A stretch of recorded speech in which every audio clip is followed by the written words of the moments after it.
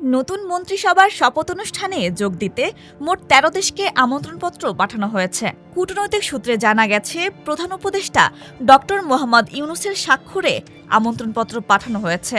আমন্ত্রিত অতিথিদের অন্যতম চীনের প্রধানমন্ত্রী লি কিয়াং। তবে শপথ অনুষ্ঠানে আসছেন না ভারতের প্রধানমন্ত্রী নরেন্দ্র মোদী। এই অনুষ্ঠানে ভারত সরকারের প্রতিনিধিত্ব করবেন দেশটির লোকসভার স্পিকার ওম বিরলা। ভারতের পররাষ্ট্র মন্ত্রণালয় এক বিজ্ঞপ্তিতে এ তথ্য জানিয়েছেন। বাংলাদেশের কূটনৈতিক সূত্র জানিয়েছে, নতুন মন্ত্রিসভার শপথ অনুষ্ঠানে অংশ নিতে অন্তর্বর্তী সরকারের প্রধান উপদেষ্টা ডক্টর মোহাম্মদ ইউনূস চীন, ভারত, পাকিস্তান সহ ১৩ দেশের সরকার প্রধানকে আমন্ত্রণ জানিয়েছে। জানা গেছে, ত্রয়োদশ জাতীয় সংসদ নির্বাচনে বিজয়ী দল বিএনপির নীতি নির্ধারণী পর্যায়ের নেতৃত্বের সঙ্গেই আলোচনার ভিত্তিতেই সরকার ১৩ দেশের সরকার প্রধানকে আমন্ত্রণ জানানোর সিদ্ধান্ত নিয়েছে।